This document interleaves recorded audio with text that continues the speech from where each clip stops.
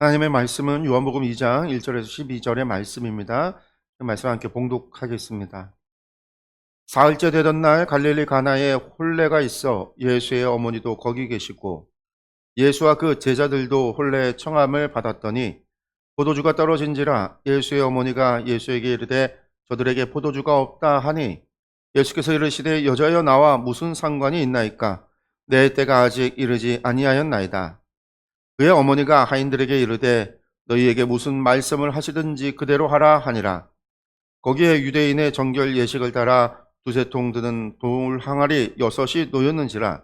예수께서 그들에게 이르시되 항아리에 물을 채우라 하신즉 아귀까지 채우니 이제는 떠서 연회장에게 갖다 주라 하심에 갖다 주었더니 연회장은 물로 된 포도주를 맛보고도 어디서 났는지 알지 못하되 물 떠온 하인들은 알더라. 연회장이 신랑을 불러 말하되 사람마다 먼저 좋은 포도주를 내고 취한 후에 낮은 것을 내거늘 그대는 지금까지 좋은 포도주를 두었도다 하니라. 예수께서 이 첫 표적을 갈릴리 가나에서 행하여 그의 영광을 나타내심에 제자들이 그를 믿으니라. 그 후에 예수께서 그 어머니와 형제들과 제자들과 함께 가버나움으로 내려가셨으나 거기에 여러 날 계시지는 아니하시니라. 아멘. 네, 오늘은 요한복음의 말씀 2장의 말씀입니다. 우리가 잘 아는 가나 혼인잔치의 표적이죠. 오늘 제목은 생명을 주시는 예수님입니다. 본문 보면은요, 혼인잔치에 포도주가 떨어지면 단순히 형이 깨지는 것 정도가 아니라 잔치 자체가 무산될 수도 있습니다. 포도주가 떨어졌다는 모친의 말에 예수님은 내 때가 아직 이르지 않았다며 시큰둥하게 말씀하시지만 이내 물로 포도주를 만들어 잔치에 다시 생기가 돌게 하십니다. 예수님은 생기를 잃어버린 세상에 영원한 생명을, 기쁨을 잃어버린 세상에 그치지 않는 기쁨을 주러 오셨습니다. 우리 포도주가 되는 표적을 통해 자신이 그 일을 이루실 것임을 나타내셨습니다. 이렇게 얘기를 하고 있어요. 예. 요한복음의 특징 가운데 하나가 그거예요. 이적과 기적 뭐 이런 것들을요. 이적 기사 뭐 기적 이렇게 표현을 안 해요. 요한복음은요. 전부 다 표적이라는 말로 표현을 하거든요. 표적이라고 이야기를 하는데 표적이라고 하는 말이 헬라어로는 세메ion이라고 하는데 이것은 단순한 초자연적인 현상을 이야기하는 게 아니고요. 예수님이 누구신가 그것을 가리키는 이정표라는 거예요. 이것이 말씀을 해석하는 아주 중요한 키가 됩니다. 가나 혼인잔치 사건의 이야기는 요한이 표적으로 기록했기 때문에 제가 오늘 말씀을 통해서 그때 일어났던 사건이 실제 사건 100% 실제의 온전한 우리가 보는 이야기가 다 전체다라고 봐서는 안 되는 거예요. 그 얘기는 뭐냐면 이정표, 표적이니까 요한이 그때의 사건을 가져다가 내가 표적, 가리키고 싶은 것에 맞춰서 이야기를 재구성했다라는 거예요. 재구성. 그렇기 때문에 여기에는 나오는 말이나 행동이나 그런 모든 것이 이정표를 가리키고 있어요. 의미가 있다라는 거예요. 그냥 예수님께서 계시고 뭐 마리아가 어머니 마리아가 갑자기 야 포도주가 다 떨어졌다. 예수님한테 묻는다. 그러니까 이런 것도 의미가 있다라는 거예요. 왜냐면 이게 100% 실제 이야기를 그대로 담고 있는 게 아니라는 거는 이 이야기 안에 우리가 모르는 정보가 실제로 많잖아요. 이 혼인잔치 주인하고 마리아와 어떤 관계에 있는지도 우리는 알지 못해요. 성경은 얘기 안 해준단 말이에요. 그게 비워진 거예요. 요한은 그거에 관심이 없어요. 이 혼인잔치 주인이 누군지, 마리아와 어떤 관계에 있는지, 예수님과는 또 어떤 관계가 있는지, 부모끼리 아는 건지, 친척인지, 그래서 혼인잔치 하는 사람이 예수님과 뭐 친척 가운데 뭐 사촌인지, 팔촌인지, 육촌인지, 뭐 이런 거 전혀 몰라요. 비워져 있는 거죠. 비워져 있는 정보예요. 요한은 이 실제 그런 이야기들은요, 관심이 전혀 없고 다 빼버렸어요. 우리가 이제 생각해 보면 혼인잔치에 포도주가 떨어졌으면 제일 먼저 그걸 누가 알아요? 포도주를 갖다가 이제 나르는 하인이 알잖아요. 그 하인이 포도주 떨어졌다는 사실을 제일 먼저 누구에게 얘기해야 돼요? 잔치 주인한테, 그 집 주인한테 얘기를 해야 돼요. 주인한테. 그 여기 보면 말씀해 보면 그 칭찬하는 사람, 주인을 향해서 칭찬하는 사람이 있어요. 연회장이라고 하는 사람이. 연회장은 누구고 주인은 누구고 그게 좀 있잖아요. 그 연회장은 이 혼인 잔치를 주관하는 사람인데 잔치를 여는 주관하는 사람이에요. 그리고 이 포도주나 이런 걸 준비하는 이 집안의 사람이 따로 있는 거고 연회장이 따로 있는 거고 이것도 이제 우리하고는 전혀 다른 거예요. 우리는 이제 결혼식 하면 혼주 뭐 부모님이 이제 잔치를 벌이거나 어쨌든 결혼하는 사람들이 주인공이잖아요. 주인으로 사람들을 초청해서 식사를 갖다가 대접을 하는 건데 여기는 연회장이 있어서 이 사람이 모든 결혼식 이 모든 잔치를 주관을 하고 이 사람이 사람들을 불러서 잔치를 벌이는 거고 잔치에 해당하는 사람들은 또 잔치 주인으로서 또 역할이 있는 거고 그러니까 연회장이 잔치가 제대로 안 되면 준비해야 되는 사람들이 이 결혼식장의 주인공들이 음식이나 이런 것들 제대로 준비를 안 해 놓으면 연회장의 연회를 잔치를 진행하는 이 사람한테 사람으로부터 어떻게 되냐면 그 핀잔을 받을 수가 있는 거고 사람들은 연회장을 향해서 "준비도 제대로 못 했냐."라고 손가락질을 할 수도 있는 거고 "당신이 돈을 적게 써서." 이렇게 이야기할 수도 있는 거고 이게 좀 복잡해요. 그러니까 인제 제가 얘기했던 이제 로마식 심포지움이라고 하는 연회 저녁 식사 연회장의 자리가 보통 그런 거예요. 이 집에 있으면 집에서 저녁 식사를 해서 사람들을 초대를 하면 이 저녁 식사 이 집에서 사람들을 초대했지만 이 집에서 음식을 준비하지만 이 집에 저녁과 음식을 준비하는 거를 그날의 연회장이 돈을 지불하고 그 사람이 주인공이 돼서 그날의 모든 심포지엄을 인도를 하게 되어져 있어요. 그러니까 집주인과 연회장이 다르다라는 거예요. 이게 지금 결혼식도 마찬가지예요. 이거 누군지 몰라요. 연회장이 누군지, 집주인은 누군지, 마리아와 무슨 관계인지, 예수님과 무슨 관계인지 아무 상관이 없어요. 그러니까 요한은 아무 관심이 없어요. 그 사람들이 어떤 관계에 있는지 전혀 관심이 없어요. 그러니까 하인들이 주인한테 얘기하지 않았다. 어느 곳 연회장한테 얘기하지 않았다.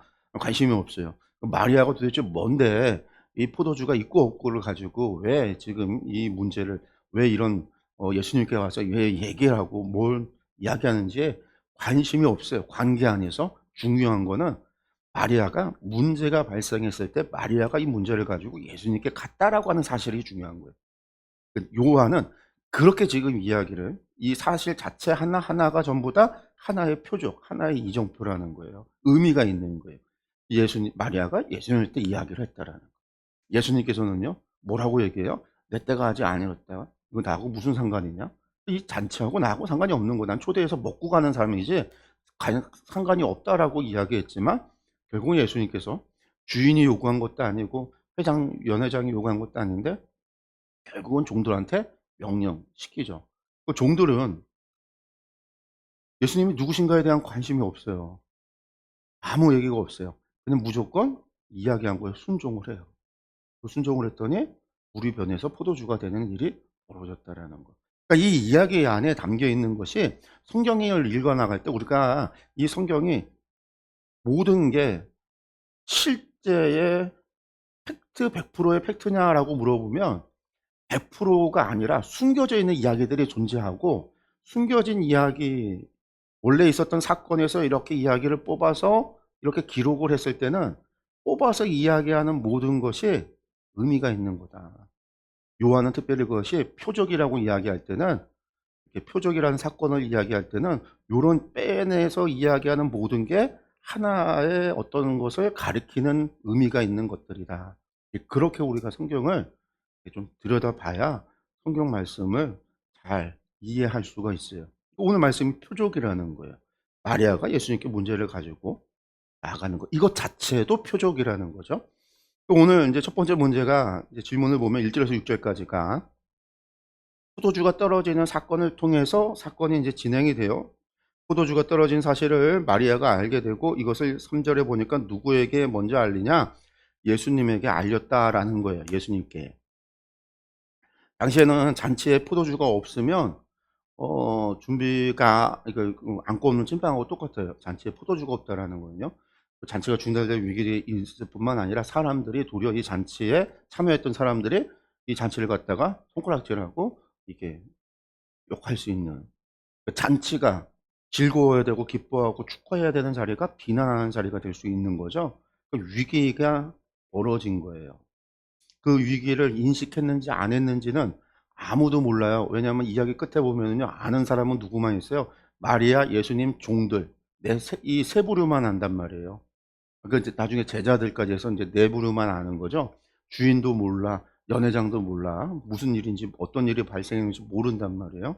그러니까 이 이야기에 중단될 위기에 처해 있었던 바로 그 순간에 마리아가 예수님에게 문제를 가지고 예수님에게 갔다라는 거죠.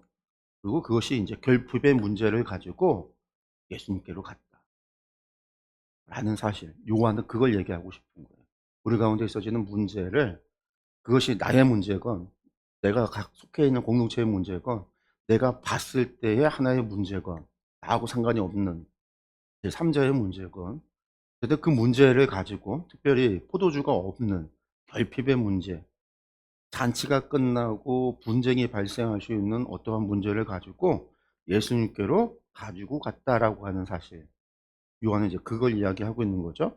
그다음에 포도주가 떨어졌다고 알리는 예수님에게, 그러니까 어머니에게 예수님이 하신 말씀이 뭐냐면 "내 때가 아직 이르지 아니하였다."라는 거예요. 이때 뭐라고 얘기하냐면요. "여자여 나와 무슨 상관입니까?" 이렇게 되어져 있어서, 이게 개역 한글 옛날에도 번역할 때 "여자여"라고 번역을 해 놨어요. 그래서 개역 한글 개역 개정까지 계속 "여자여"라고 되어 있거든요. 그러니까 옛날 어르신들이 이걸 보면서 "아니 예수님은 부모도 없냐? 어머니한테 여자여가 뭐냐?" 막 그렇게 이야기하는데, 귀나이라는 말, 헬라어로 귀나이라는 말인데, 귀나이라는 말은 두 가지 의미가 있어요. 그러니까 되게 가까운 사이에 부르는 귀나이, 호칭, 이 여성을 부르는 호칭이 귀나이라는 호칭도 있고요. 하나는 극존칭으로서 왕후를 부르는 호칭으로서 왕비를 부를 때 귀나이라고 불렀어요. 그러니까 이게 여자여라는 게 좀 이제 낮춰 부르는 게 아니라 존칭어라는 거예요. 귀나이라고 하는 게 귀나이. 무례하게 부르는 말이 아니에요. 이제 예전 잘 모르는 분들이 성경 보고서 예수님 여자여 하니까 마리아를 향해서 예의도 없다고 막 그러는데, 그런 얘기가 아니고, 그리고 예수님은요 지금 여기에서 하는 얘기는 왜 여자여라고 어머니라고 안 했을까? 나중에 십자가에서 어머니 보소서, 여자여 보소서 인제 그때도 부르긴 하지만, 여기서 비나이라고 하는 거는 공생애를 시작하는 이때가 되어졌을 때, 공생애를 시작하는 이때가 되어졌을 때 이제는 어머니와 아들의 관계가 아니라 예수님이 하나님의 아들로서 자신의 영광을 드러내고자 하는 때가 되어졌기 때문에, 자신을 하나님의 아들로서의 정체성으로서 구분해서 부르는 것이다라고 보시는 거예요. 그래서 "내 때가 아직 이르지 않았다."라고 하는 거는요, 여기서 말하는 때는요, 많은 사람들은 예수님은 공생애가 시작하는 때가 되지 않았다라고 생각을 하지만, 이 때가 그 때를 이야기하는 것보다는 예수님의 십자가의 죽으심, 그 때가 이르지 않았다라고 하는 것을 이야기하는 거예요. 물이 포도주로 바뀌어지는 이 사건이 때가 이르지 않았는데 뒤에 가서 물을 포도주로 바꿨어. 그럼 예수님은 말과 행동이 다른 분이잖아요. 공생을 시작하기 전이라고 해서 나는 아직 때가 이르지 않았다고, 일하지 않을 거라고, 안 할 일 안 할 거라고 얘기하셨다가 다시 물을 바꿔 준다? 그러면 예수님은 말과 행동이 다른 분이 되는 거거든요. 이 때가 말하는 때는 예수님의 때라고 하는 거는 십자가의 때를 이야기하는 것이지 공생의 애를 지칭하는 것은 아닙니다. 그렇게 때가 이르지 않았다라고 이야기하지만, 그런데 마리아가 계속해서 하인들에게 요구해요. 세 번째 질문이에요. 하인들에게 무슨 지시를 하냐면 "너희에게 무슨 말을 하든지 그대로 하라."고 이야기를 해요, 종들에게. 예수님이 어떻게, 예수님의 입장에서는 어머니에게 정중하게 거절의 의사를 밝힌 거였는데, 그럼에도 마리아가 예수님은 아무 말씀 안 했는데 종들한테 가서 다시 한번 얘기하고 무엇이든지 시키는 대로 하라고, 자세한 설명도 없어요. 시키는 대로 하라고 그냥 이야기를 해요. 그랬더니 예수님은 어떻게 해요? 종들이 오니까 "야 저기 돌 항아리에 물을 갖다가 부어라." 그리고 그 얘기를 한다라는 거예요. 이 가톨릭은 재밌어요. 이 말씀을 보면서 요 이야기에서 뭐를 얘기하냐면 예수님은 남자라 직접 가서 뭐 부탁하고 얘기하면은 틱거리고 잘 안 들어주고, 여기도 보면 엄마가 가서 얘기하는데도 "여자요." 그러면서 "내 때가 아닙니다." 그러고서 잘 안 들어주는데, 예수님은 좀 그렇다라는 거예요. 근데 마리아가 나서서 막 문제를 해결하잖아요. 얘기해 주고 종들한테 가서 무엇이든지 그냥 얘기하고, 예수님이 거절의 의사를 밝혔는데도 불구하고 마리아, 그러니까 여자인 마리아한테 엄마한테 가서 부탁을 해. 그러면 예수님이 들어줄 거야. 엄마 얘기니까. 그래서 기도를 누구한테 해요? 마리아에게 하는 거예요. 그래서 마리아에게. 마리아, 성모 마리아에게 기도하는 이유의 근거가 이 말씀이에요. 여기에 나오는 요 사건 때문에.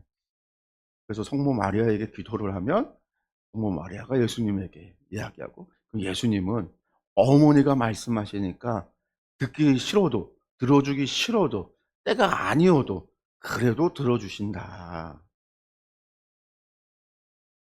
정말 그런가요? 뭐 성경에 이 말씀만 있으면, 기도의 말씀 다 갖고 요 말씀만 딱 있으면 몰라요. 그런데 그게 아니잖아요. 누구든지 나의 이름으로 구하는 것마다 하나님이 들어주신다고 약속했는데, 마리아 이름으로 구하라고 하지 않았어요. 나의 이름으로 구하라고 그랬지.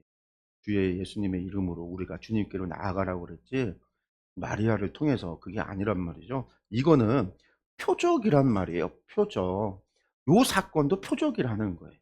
마리아가 이렇게 행동하는 것도 표적이라는 거예요. 여기에서 종들에게 마리아가 요구한 건 뭐냐면 무엇이든지 무슨 말씀을 하든지 그대로 하라라는 거예요. 여기에는 뭐가 있냐면, 전제되냐면 너희들이 이해하지 못하는 걸 명령해도 해. 너희가 용납하지 못하는 거라도 해. 말도 안 되는 것 같아도 해. 그 이야기를 하고 있는 거예요. 이 문제 앞에서 문제를 해결해야 되는데, 문제를 가지고 예수님께로 나아갔어요. 나아가는 것뿐만 아니라 플러스 뭐가 필요하냐면, 그 예수님의, 내가 문제를 가지고 주님께로 나아갔을 때 주님께서 우리에게 말씀하시면 그것이 우리의 이성으로, 우리의 상식으로 받아들여지지 못한다 할지라도 해야 된다라는 얘기인 거죠. 예수님의 명령이 그랬잖아요. 요단강을 건널 때 건너고 나서 그 여리고에서 내려다 보이는 길갈과 여리고는요, 서로 마주 보면 보이는 곳이에요. 마치 여리고는 한마디로 우리 충주로 치면은 저 마지막 제 충주의료원 정도가, 여리고 성이 충주의료원 정도에 있다라고 한다면, 길갈은 어디에 있는 거냐면, 길갈은 한마디로 말해서 우리 저기 관아공원 있는데 거기까지도 안 갈 거예요, 아마. 남산 아파트 정도 되는 데가 길갈이라고 보시면 돼요. 그러니까 거기 산에서 내려다보면 보이잖아요. 근데 거기서 할례를 하고 있어. 하나님이 할례를 하라고 그래. 그게 상식적으로 이해가 안 간단 말이에요. 말도 안 되잖아요. 왜 야곱의 두 아들이 시몬과 레위가 세겜 사람들 할례시켜 놓고 가서 둘이 자기 종들 데리고 가고 한 도성을, 한 성을 갖다가 다 죽였어요. 학살을 했단 말이에요. 남자들이 힘을 못 쓰니까. 근데 자신들이 할례를 하고 거기에 앉아 있어? 전쟁을 하자고 넘어가서 차라리 요단강 건너기 전에 할례하고선 건너지. 상식적이지 않은 이야기를 명해도 순종하면 열고성이 무너진단 말이야. 무슨 말이든. 첫 번째 나눔은 뭘까요? 예, 혼인잔치에 포도주가 떨어진 사실을 알게 된 마리아는 이 사실을 맨 먼저 예수님께 알립니다. 예수님께서 어떤 해결 방안이 있을 거라 믿었기 때문입니다. 요즘 해결을 바라며 주께 기도하는 일은 무엇인지 나눠봅시다. 요즘 뭐 가장 기도 제목 가운데 하나, 늘 기도하는 것들이 있죠. 뭐 자녀들 위한 거, 가정을 위한 것도, 성도님들 위한 거랑 뭐 기도 제목 쓰신 것들이 있으니까 기도하는데,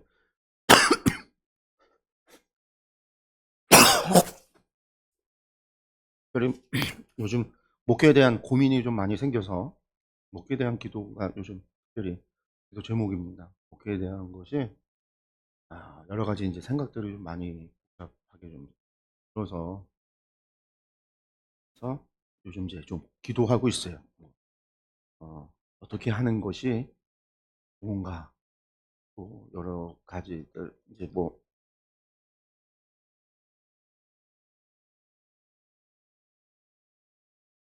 요새 인제 목사도 필요한 시대인가 그런 생각도 들어요. 막 AI가 막 한참 요새 발달이 돼서 AI로 이렇게 하면은 AI가 다 뭐든지 다 만들어 줘요. 설교도 만들어 주고 기도문도 만들어 주고 목회 계획도 세워 주고 뭐든지 다 하거든요. 다 하는 시대가 되어졌어요.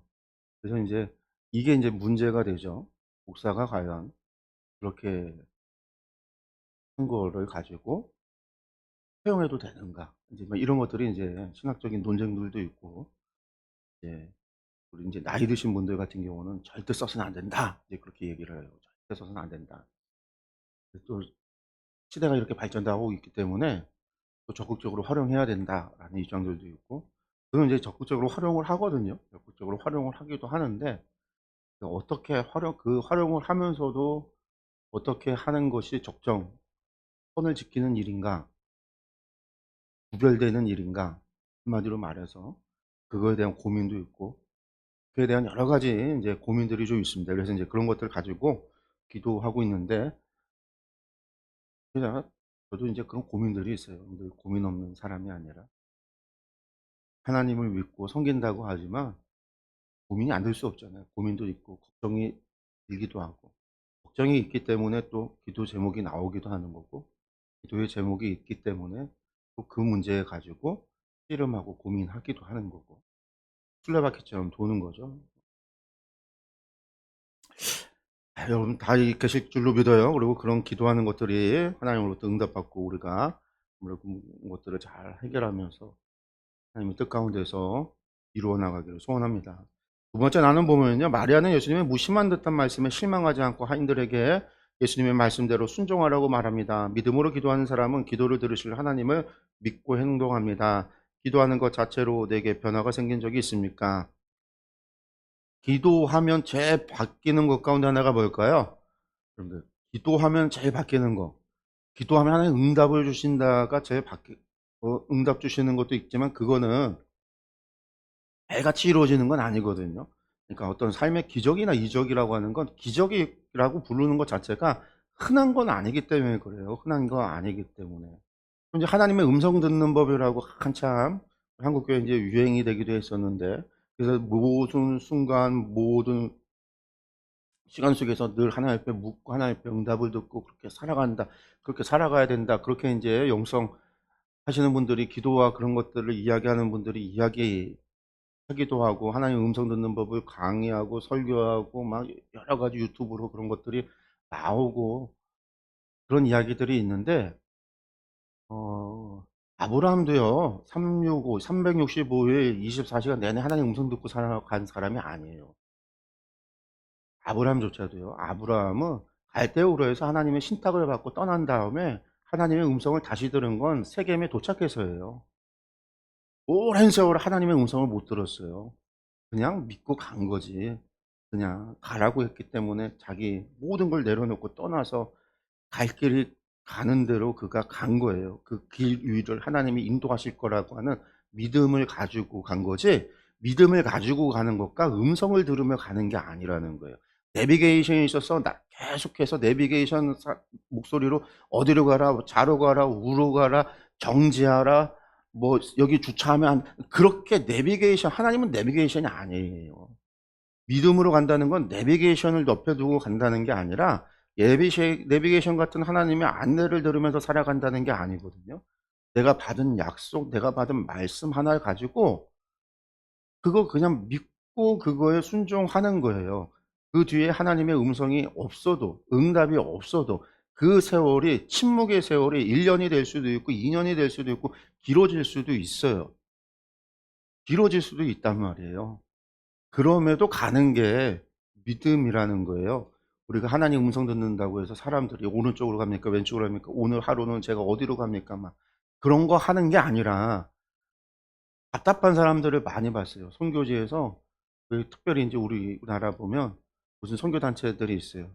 그 선교 단체들이 단기 선교 오면은 그 선교 단체 제일 특징이 하나님 음성 듣는 법 그걸 배우고 그래서 아침에 일어나면 "하나님 오늘은 티벳에서 어디로 갑니까?" 기도를 해요. 그리고 낮에 "저쪽 산으로 가라." 그럼 그쪽 산으로 간다는 거예요. 근데 갔다가 여기가 아닌가 벼. 갑자기 하나님이 저쪽 산으로 오후에는 바뀌어요. 오후에 또 바뀌는 거예요. 아이 말 같지도 않은 소리를 갖다가 그냥 그게 하나님의 음성이라고 얘기하면서 막 그러는 거를 보면 어떨 때는 웃겨요 막. 근데 그게 아니라는 거예요. 하나님의 음성이 아니라 내가 주신 말씀을 믿고 살아가는 거예요. 이미 300 우리 66 권이나 성경은 우리에게 주어졌어요. 그게 우리 삶의 나침반이고 삶의 지침이란 말이에요. 그 말씀도 조차 지키지 않으면서 하나님 음성 들어서 뭐 한다고. 이미 주어진 것조차 지키지 않으면서 잘못됐다라는 거죠. 그러니까 기도를 통해서가 제일 그거는 음성 들어서 그게 아니라 내가 기도하면은요. 기도를 통해서 내 삶이 변화된다라는 거예요. 그 변화는 어떤 변화냐면 하나님 앞에 내가 회개를 하잖아요. 매일같이 나 하나님 앞에 회개를 하면은요. 매일같이 습관적으로 짓는 죄가 하나님 앞에 그 죄를 들고 나아가는 내 모습을 봐요. 그러면 그거로부터 내가 내 삶을 변화시키기 시작을 해요. 그게 죄라는 것을 깨닫는 거죠. 제가 늘 얘기하잖아요. 제가 중3 때부터 고등학교 1학년 때 1년 가까이를 친구 녀석 때문에 그 친구 녀석이 제 교과서 빌려간 다음에 막 낙서해 갖고 준 것 때문에 화가 나서 화를 냈다가 완전히 초등학교 6 학년 때부터 단짝 제 짝꿍으로 1년 동안 짝꿍이었던 친구였는데 중3 때 그 일 있고 나서 말을 안 했어요. 근데 제가 기도를 하면 하나님께서 계속 얘기하는 거예요. "우리의 죄를 사하여 준 것처럼 내 죄를 사하여 달라고 기도를 주기도문을 어떻게 해. 내가 그놈을 미워하는데 용서를 안 하고 있는데 주기도문을 못 한단 말이에요. 예배 때마다 기도할 때마다 주기도문으로 맞춰야 되는데 주기도문을 못 하겠는 거예요. 와서 기도하면요. "너는 가서 예배드리러 가면 넌 가서 화해하고 와라."라는 말씀이 계속 떠오르는 거예요. 앉아서 기도만 하면 그 얘기가 떠오르는 거예요. 그건 뭐예요? 그걸 통해서 제가 그게 죄라고 하나님이 말씀하시는 거잖아요. 1년 만에 제가 미안하다고 그랬어요, 그 친구한테. 잘못은 그놈이 했는데 사과는 제가 하고 있어요. 근데 기도하니까 하나님이 그렇게 기도는 그러죠. 여러분들 부부싸움 하면 누가 이기냐면 지는 사람은 정해져 있어요. 기도한 사람이 져요. 기도했더니 하나님께서 "그래 내가 너의 편이다. 너는 승리할 거야." 하나님 그런 응답 주시지 않아요. 야 원수도 사랑하라고 했는데. 기도하는 사람이 지게 되어져 있어요. 부부싸움하면 기도하는 사람이 지게 되어져 있어요. 부모하고 자식하고 싸우잖아요. 기도하는 사람이 지게 되어져 있어요. 그래서 제가 맨날 져요, 채린이한테. 무조건 지게 되어져 있는 거예요. 기도가 우리를 그걸 변화시킨다라는 거예요, 우리 삶에. 기도를 통해서 하나님 앞에 응답을 받는다가 중요한 게 아니라 여러분들 그리 아니하실지라잖아요. 그리 아니하실지라도 "하나님 제 문제 해결해 주세요." 해결 안 해 줬어요. 안 해 줬으면 안 믿을 거예요? "제 병 고쳐 주세요." 병 안 고쳐 주면 안 믿을 거예요? 떠날 거예요? "하나님 저 좀 시험 꼭 합격하게 해 주세요." 시험 합격하게 해 주지 않으면 하나님 떠날 거냐는 거예요. 그리 아니하실지라 그렇게 안 해도 하나님 저에게 응답 주시지 않아도 제가 바라고 원하는 대로 해 주시지 않아도 저는 그래도 하나님 믿고 하나님 섬기고 하나님 말씀대로 살아가겠습니다. 이게 믿음이라는 거예요. 기도에 응답이 없어도 기도는 나를 그렇게 만든다라는 거예요. 내 삶을, 나의 생각을. 그게 기도의 가장 큰 능력인 거예요. 왜? 기도가 호흡이니까 내 영혼이 사니까. 호흡을 통해서 내 영혼이 살고 내 영혼이 건강해지면은요.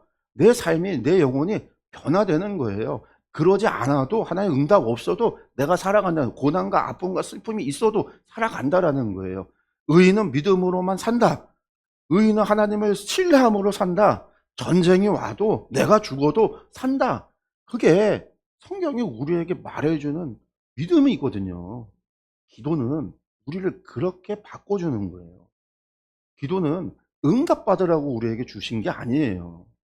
우리가 기도를 호흡이라고 얘기해 놓고 우리가 호흡한다고 왜 응답 안 주냐고 이야기해요? 그게 아니에요. 호흡은 우리를 살리는 거란 말이에요. 영혼을 살리는 거. 그러니까 기도의 목적은 다른 게 아니에요. 응답이 기도의 목적이 아니라 기도는 내 영혼을 살리는 거예요. 내 영혼을 건강하게 하는 거고.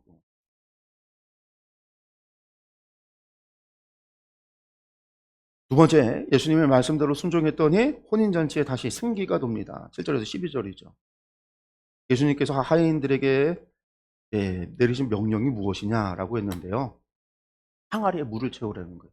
이 항아리가 뭐냐? 여기 보이면 돌 항아리가 있는데 돌로 진흙으로 만든 항아리가 아니에요. 이거는 무슨 용이냐면 정결 예식을 위해서 사용하는 거예요. 그러니까 정결 예식은 뭐냐면 몸을 깨끗하게 하는, 깨끗하게 해서 부정한 것을 씻어내고 하기 위해서 만들어진 돌 항아리예요. 근데 이 돌 항아리 6개면은요 약 500리터 정도가 돼요. 500리터. 그러니까 1리터짜리 PT 500개 정도가 되는 양이에요. 2리터짜리 PT는 250개가 되겠죠. 그러니까 양이 500리터면 많아요. 그리고 중요한 거는요, 저 항아리에 물을 담는데 수돗물 틀면 담는 그런 게 아니에요. 당시에 저 시대에는 물이 수돗물 트는 물이 아니란 말이에요. 어디 가야 돼요? 집안에 이거 펌프가 있어서 하는 것도 아니에요. 마을에 우물을 찾아가야 돼요. 가나온 잔치에 그 마을에 있는 우물을 찾아가야 되는데, 재미있는 거는요, 이 갈릴리 이 지역의 우물이라고 하는 게 우리나라 같이 땅에 파서 돌로 다 이렇게 되어져 있어서 우물에 이제 두레박 내려서 줄로 이렇게 올리면 물이 올라오는, 깨끗한 물이 올라오는 그런 게 아니에요. 여기는요, 땅을 파서 이렇게 계단을 타고서는요, 한참을 내려가야 저 안에 굴 속에 밑에서 물이 이렇게 올라와 있으면 그 바닥에 있는 물을 이렇게 퍼서 이렇게 다시 끌고 올라와야 되는 거예요. 그러니까 한 5층, 6층 높이 되는 만큼 내려갔다 올라오거나, 가나 같은 경우에 우물을 제가 보지는 못했지만 히스기야 우물이라고 하는 거나 저기 무기토에 가면 나오는 우물 같은 경우는요 한참 내려가요. 한참. 그러니까 물 한 번 뜨려면, 하인들이 가서 물 한 번 뜨려면 그렇다고 뭐 물통이 뭐 많은 것도 아니에요. 이 통 같은 거에다가 담아서 이렇게 갖고 올라와서 해야 되는 거니까. 그 500리터 물을 뜨려면요 한참 걸리는 거예요. 가서 몇 층을 갔다 내려갔다 올라왔다 내려갔다 올라왔다 하면서 계속 실어 날라서, 거기도 우물하고 집하고 거리가 멀면 한참 걷겠죠. 엄청난 노력이 있어야지만 저기에 물을 채울 수 있는 거예요. 그러니까 지금 마리아가 종들한테 무슨 말이든 이라는 말 속에는요 이런 수고로움이 있는 거예요. 이 종들이 그 얘기를 들었는데 가서 르붓기 시작합니다. 물을 떠와서 여기다가 담기 시작. 그 정결 예식 용이니까 사실 저기는 마시는 용이 아니라 몸을 씻는 용이거든요. 그래서 저기 항아리에 담으라니까 그냥 가서 담는 거예요. 종들이 속으로 불평하는 사람이 있었을지도 몰라요. 먼 곳에 가서 힘들게 내려가서 물을 길러 올라오면서 몇 수십 번을 갔다가 왔다 갔다 했을지도 몰라요. 근데 물을 어디까지 하냐면요. 근데 그 종들이요. 아기가 아기까지 채웠다라는 건 넘치도록 채웠다. 찰랑찰랑 넘치기 직전까지. 이해되지 않는 명령에 이 종들이요. 순종을 어떻게 했는가? 끝까지 한 거예요. 아기까지 순종한 거. 100%의 순종을 한 거예요. 이 100%의 순종을 하고 나니까 어떻게 됐어요? 그 다음에 이 물을 가져다가 이제 갖다 주라고 이야기를 해요. 자기들이 물 떠온 거 알죠? 그리고 물을 갖다 주라니까 물을 갖다 줘요. 포도주 갖고 오라는데 물을 갖다 주래요. 이게 무슨 뭔 말이야 하면서 갖다 줬는지 갖다 줘요. 이것도 순종을 하는 거예요. 끝까지. 그러니까 어떻게 돼요? 물을 갖다 붓는데 포도주가 나왔다. 근데 이 포도주 맛이 어때요? 지금까지 먹은 것보다 훨씬 더 좋은 포도주라는 거예요. 보통 잔치 때 좋은 거 내놔서 처음에 먹다가 술 취하면 뒤로 갈수록 한마디로 밑장 빼기를 해서 안 좋은 거 내놓고 막 그러는데, 그게 아니라 이렇게 좋은 걸 갖다 나중에 내놓냐고 연회장이 도리어 집주인을 칭찬하고 높이고 사람들한테 잔치를 통해서 더욱 주인을 갖다가 칭송받게 만들어주는 일이 벌어집니다. 근데 여기서 중요한 건 이 표적이, 이 모든 표적이 결국은 무엇을 가리키느냐. 예수님이 물을 포도주로 만드는 사건을 벌이셨다. 물질을 변화시켰다. 질을 변화시켰다. 질뿐만 아니라 양도 지금 이 질과 양에서 가장 좋은 포도주를 갖다가 저 500리터나 어마어마한 분량의 항아리 6개 분량의 포도주를 그만큼 안 만들어 주셔도 되는데 넘치도록 주신 거죠. 하나님, 예수님께서. 근데 이게 도대체 무엇을 나타내는 표적이냐? 성경은요, 이것에 대해서 바로 보여주고 있어요. 뭘 보여주냐면요. 네, 이걸 통해서 11절에 뭐라고 이야기하냐면, 예수께서 이 첫 표적을 갈릴리 가나에 행해서, 이게 표적이 가나에서 행했는데, 이게 표적이, 이정표가, 화살표가 뭘 가리키냐? 그의 영광을 나타내셨다. 예수님의 영광을 나타내셨다라는. 그 영광을 나타냈다라는 말이 뭐냐면 바로 요한복음 1장 14절에 무엇이라고 기록되어져 있냐면, 우리가 그의 영광을 보니 아버지의 독생자의 영광이다. 그의 영광을 보니 그것이 아버지의 독생자의 영광이다. 1장 14절에 요한이 조금 얘기했거든요. 그 영광이 이 첫 표적을 통해서, 예수 그리스도를 통해서 나타났다라는 거예요. 그럼 이 영광이 나타났다. 이 영광은 뭐다? 아버지의 독생자의 영광이 나타났다. 예수님이 누구다? 하나님의 독생자다. 예수님이 하나님의 아들이시다.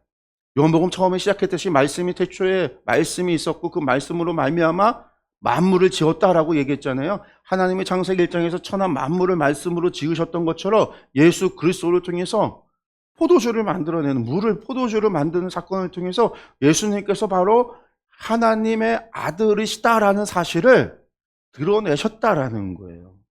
이것이 첫 번째 표적이다라는 거예요. 그 하나님의 아들이신 예수님께 우리의 결핍과 우리의 문제를 가지고 마리아처럼 나아가야 되는 것이고, 그 하나님의 아들이신 예수님 앞에 모든 종들이 100%의 순종을 했듯이 우리도 예수님의 말씀 앞에 순종해야 된다라는 거예요. 그것이 결국은 어떻게 나아가는가? 이 영광을 보고 제자들이 예수님을 믿게 된 것처럼 우리가 예수님을 믿어서 제자가 되어졌을 땐 우리는 그래야 된다라는 거예요. 마리아가 왜 예수님께 나아갔는가? 마리아는 알잖아요. 이미 예수님을 잉태했을 때 천사로부터 받았잖아요.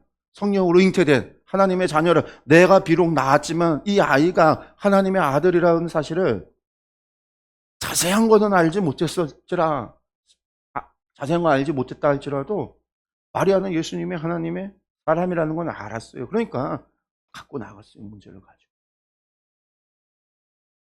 그리고 그 모든 것을 순종했을 때 놀라운 기적이 나왔죠.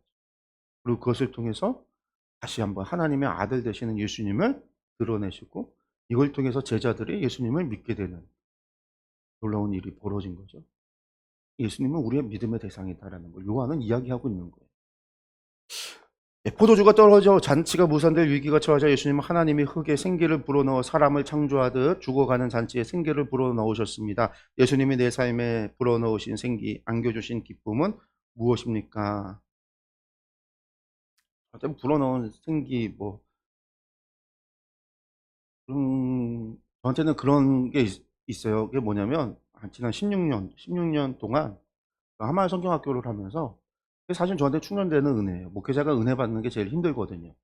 목회자가 다른 사람의 설교에 은혜 받는 것도 힘들고, 부흥에 참석해서 부흥 강사 이야기 들으면서 은혜 받는 것도 사실은 힘들어요. 왜냐면 듣다 보면은 분석을 하게 되거나 막 그러거든요. 저 같은 경우는 계속 성경 강의를 하고 성경 공부를 하고 성경을 연구하다 보니까 이야기 들을 때마다 저거 성경에 없는 내용인데 저건 틀린 내용인데 막 제가 이제 비판을 하거든요. 찾아보기도 하고. 사실 은혜 받는 게 좀 힘들어요. 근데 제가 한마성경학교를 강의를 준비하고 강의를 하고 할 때마다 이 16년이라는 시간이 저한테 그렇게 쉬운 기간은 아니에요. 왜냐하면 부교육자로 있었고, 부교육자는 오늘날 현대의 노예제도거든요. 노예제도라고 불러요. 부교육자는 담임 목사의 종이죠. 힘들어요. 부교육자들은 전부. 부교육자로 있었고, TV에서 선교사로 있었고, 또 개척교회를 하고 있으니까. 사실상 목회자로서 가장 힘들다라고 할 수 있는 가장 힘든 거 세 개를 뽑으면 1, 2, 3가 이 세 가지, 이걸 다 하고 있어요. 그게 16년, 지난 16년이에요. 3종 세트를 다 하는데, 그러니 실제로 힘들 때도 있고 어려울 때도 있고 낙심될 때도 있고 나 자신의 무능력을 막 느낄 때도 있고 우울증 같은 게 올 것 같은, 막 실제로 오는 그런 때도, 불면증이 와서 잠을 못 자는 그런 때도 있고 수면제를 먹어야 잠을 잘 수 있는 그런 때도 있고. 그런데 그런 시기 동안에 6개월에 한 번씩 한마성교학교 말씀을 준비하면서 하나님 말씀 앞에 깊이 들어가서 말씀을 붙잡고 씨름하면서 그 말씀을 전하고 그 말씀을 선포하고 하는 그 시간이 하나님의 말씀으로 저를 채워주는 은혜의 시간이었고, 그게 그 모든 걸 이겨내서 지금까지 온 원동력인 것 같아요. 제가 늘 이야기하거든요. 6개월에 한 번씩 에너지 충전을 한다. 에너지 충전을 하는 시기이다라는 얘기를 매번 하는데, 그게 저에게 있어서는 제 생명의 생기를 불어넣어주는 시기 같다라고 이야기를 드리고 싶어요. 성도님들도 마찬가지예요. 주일날 매번 드리는 예배 설교가 어떤 때는 감동이 되고 은혜가 되는 설교도 있지만, 어떤 때는 은혜가 안 되는 설교, 귀에도 안 들어올 때도 있어요. 은혜 되는 설교가 막 주일날 갑자기 은혜가 되고 감동이 되고 그런 거는 진짜 1 년에 한두 번이 있을까? 그럼 우리는 어떻게 살아야 돼요? 그러다 보니까 인제 중간에 부흥회도 있고 그런 것들도 하는 게, 그런 시간들을 통해서 우리가 또 하나님 말씀 앞에 은혜를 받고자 하는 거죠. 일주일에 한 번 1 시간이 아니라 며칠 동안 집중적으로 매일같이 말씀을 듣는 시간을 통해서 우리가 하나님의 말씀 앞에 우리의 시간을, 내 삶을 이렇게 노출하는 시간을 늘리면 늘릴수록 받는 은혜가 크거든요. 그래서 그런 시간들이 은혜가 되는 거예요. 부흥이나 수련회나 며칠씩 집중해서 하는 것들이. 인제 그런 것들도 있는데, 저희가 인제 지방 부흥회나 이런 거에 있으면 자체로 하기는 힘들지만 같이 참석을 하시면, 성도님들이 참석하시면 그런 걸로 좀 은혜가 되고 채워지면 좋을 것 같다는 생각이 들어요. 또 그것도 안 되면 어떻게 돼요? 우리가 특별히 시간을 내서 기도원이라도 가든 음식을 하든, 그게 옛날 인제 선배들이 해왔던 방식이잖아요. 지금도 마찬가지인 것 같아요. 그런 것들이 필요할 때는 또 그런 걸 통해서 하나님의 은혜의 공급을 받을 수 있도록, 내 영혼을 살릴 수 있도록 또한 신경을 쓰고 애를 쓰고, 그리고 하나님 앞에 하나님이 우리가 그렇게 나아가면은요 우리를 풍성하게 살려요. 오늘 말씀에서도 우리의 결핍을 넘어 이 풍성한 생명으로 이렇게 써 놨지만, 하나님께서 우리를 회복시키신다라는 거예요. 회복시키 이제 그걸 믿고 그랬으면 좋겠습니다. 예, 오늘 말씀 정리할게요. 예, 오늘 생명을 주시는 주님, 우리가 너무나 잘 아는 가나안 혼인잔치의 말씀이었습니다. 그것이 예수님이 하나님의 아들 되심을 나타내는 표적이고, 그 예수님 앞에 그 마리아처럼 우리의 문제를 가지고 나아가고, 종들처럼 하나님의 예수님의 말씀 앞에 아귀까지 물을 채우는 그런 순종을 할 수 있는, 그걸 통해서 하나님에게 영광을 돌리고, 하나님 영광을 통하여 하나님을 믿는 믿음의 성장이 우리 가운데 있기를 소망합니다.